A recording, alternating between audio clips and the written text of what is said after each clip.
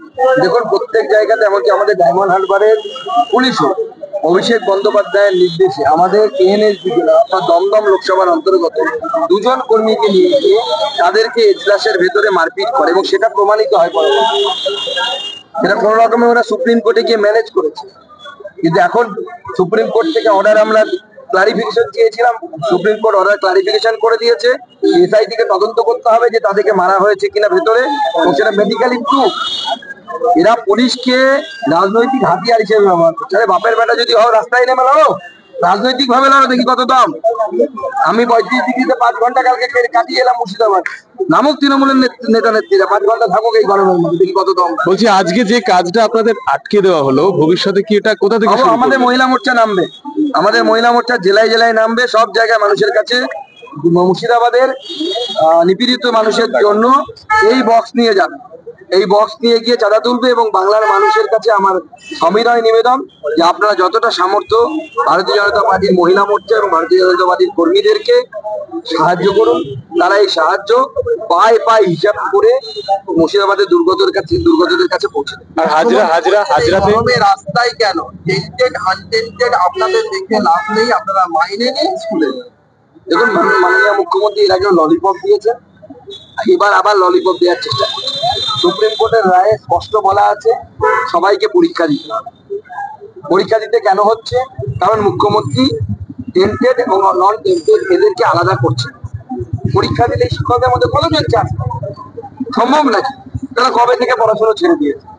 Question হয় হচ্ছে honours লেভেলে, পিজির যদি পরীক্ষা হয় তো অনার্স লেভেলের সাবজেক্ট তো স্কুলে পড়ে যাওয়া হয় না, স্বাভাবিকভাবে সেই মাস্টারমশাই যদি ভুলে যান, সবাই তো সেই অনার্স লেভেলের চর্চা করেন না, তারা বেশিরভাগই চান্স পাবেন না। তার ফলে তাদের চাকরিগুলো আবার বিক্রি করার সুযোগ পাবে তৃণমূল কংগ্রেস। আপনার জেলা দক্ষিণ দিনাজপুরের বিস্তীর্ণ সরকারি স্কুলে এই মুহূর্তে বেতন প্রায় বন্ধ, বেতন বিভ্রাট। দেখুন, এই জন্য বেতন বিভ্রাট, কারণ রাজ্য সরকার কোনো ক্লারিফিকেশন পাঠায় যে কাদের মাইনে হবে কাদের মাইনে হবে না। আজকে মিডিয়ার মাধ্যমে আমি এখানে বসে জানতে পারলাম যে এখন নাকি জেলার ডিআই অফিসে নাকি লিস্ট পাঠিয়ে দেওয়া হয়েছে কারা অযোগ্য কারা যোগ্য। কেন জেলার ডিআই অফিসে যদি পাঠানো হয় কেন্দ্রীয় বের করতে কি অসুবিধা? ও যারা অযোগ্য, যারা টাকা দিয়ে চাকরি পেয়েছে, তারা পিঠের চামড়া তুলে নেবে তৃণমূল কংগ্রেসের নেতাদের।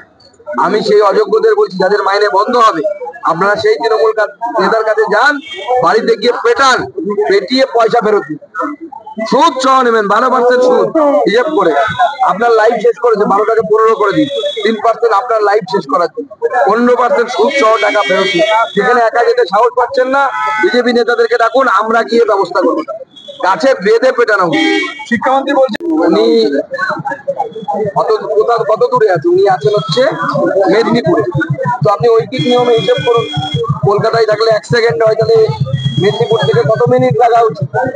তার থেকে তো বেশি সময় চলে গেছে। মাননীয় মুখ্যমন্ত্রী মিথ্যে কথা বলা ছাড়া সমানে একের পর এক মিথ্যে কথা।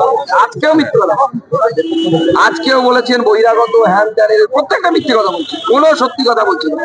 এরকম প্যাথেটিক লায়ার ভারতবর্ষের আর কোনো মুখ্যমন্ত্রী হয় না। শিক্ষামন্ত্রী বলছেন যে কারা চাকরি দিতে চাইছে, কারা চাকরি দিতে চাইছে না, সেটা বোঝা যাচ্ছে। বলছে উত্তরপ্রদেশে 69,000, উড়িষ্যায় 10,000 চাকরি খেয়েছে, তাদের কথা শুনবেন না, আমাদের কথা শুনুন। দেখুন, চুরি করে চাকরি পেলে তাদের চাকরি যাবে, তৃণমূল কংগ্রেস চাকরি বিক্রি করেছে যাদেরকে, তাদের চাকরি যাবে। এটা ন্যাচারাল জাস্টিস, এটা ন্যাচারাল জাস্টিস। কিছুদিন আগে কলকাতা হাইকোর্ট বলেছে যে 10 বছর ধরে চাকরি করছেন বলে জিটিএর ক্ষেত্রে, জিটিএর টিচারদের ক্ষেত্রে, যে 8 পাসকে আমি শিক্ষক হিসেবে মান্যতা দেবো। সম্ভব এটা? যার যোগ্য নয়, ও গরিব মানুষের ছেলে মেয়েরা পড়ে বলে তাদের দাম নেই। বাত্যবাবুর পরিবারের ছেলে মেয়েরা তো বিদেশি স্কুলে, ইংলিশ মিডিয়াম স্কুলে পড়ে, প্রাইভেট স্কুলে পড়ে, সেখানে তো সাধারণ মানুষের ছেলে মেয়েরা যায় না। আর যেহেতু সাধারণ মানুষের ছেলেরা গ্রামের স্কুলে পড়ে, অর্থাৎ তাদের শিক্ষকের কোয়ালিটি রাখবে, যেমন ইচ্ছা যাকে ইচ্ছে দিয়ে তাকে পড়ানো যেতে পারে।